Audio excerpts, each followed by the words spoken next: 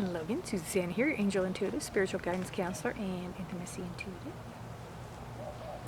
So this is part of the educational series on intuitive development. And this one is symbols. We're going to talk about symbols today.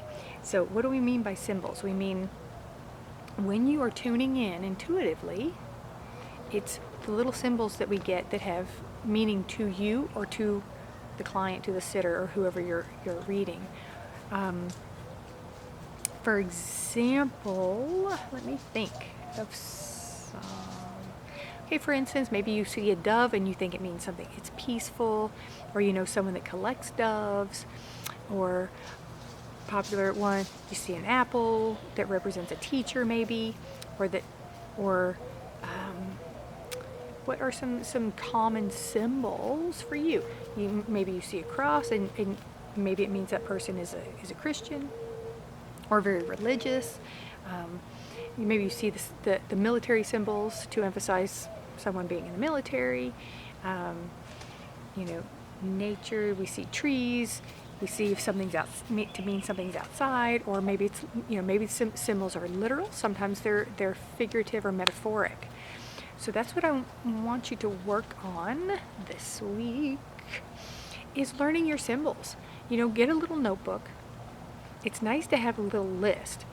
For the most part, and I admit I don't have that, which is why I think it's a good idea. But for the most part, certain things remind me of certain things. Well, for instance, even with the angel numbers mean, depending on who writes the book, right? They have their own opinion.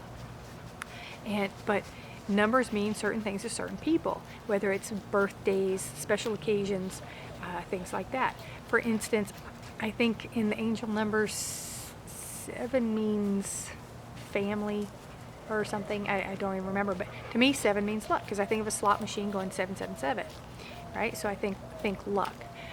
8, I think abundance. I think financial abundance, but also it can be turned on its side and be the infinity symbol. 6 in angel numbers, maybe that's the one that's family. But see, I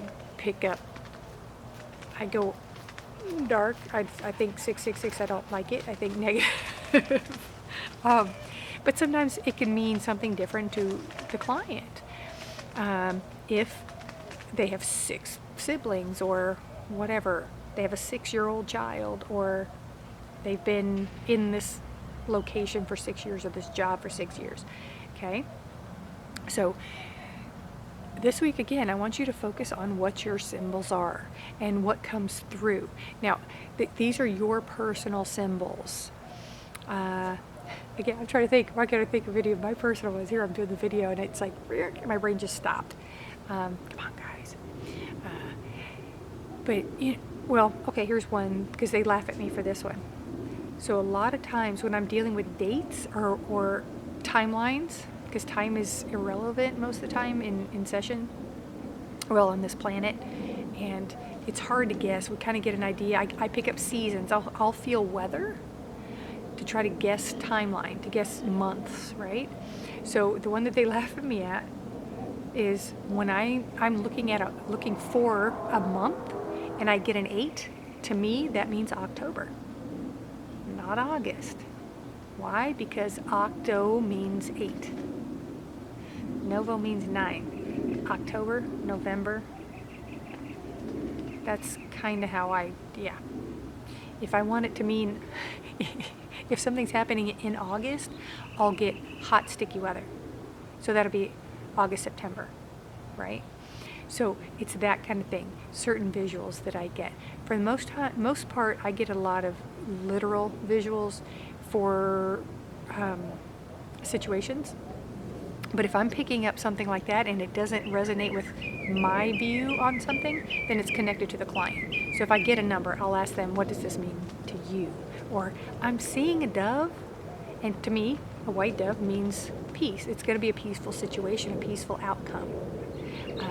But if I don't feel that, if when I'm saying, okay, it's a peaceful outcome to my guides, and I don't get my confirmation experience, which is when all the hairs on my body stand up, I get the whole body tingle, then I'm not getting confirmation.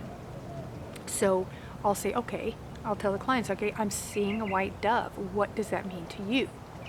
You know, if I'm working with a spirit energy connected to the client, I may ask, did this person collect doves? Is there a dove connection? You know, that kind of thing. But in an actual session, I try hard not to pull answers out of people. I try to say, well, here's what I'm getting. You know, I still have issues with that because it's like, oh, did they do this? Because then I don't sound real confident. But I'm trying to make my brain is trying to connect with what I'm receiving from spirit. If I don't get something directly.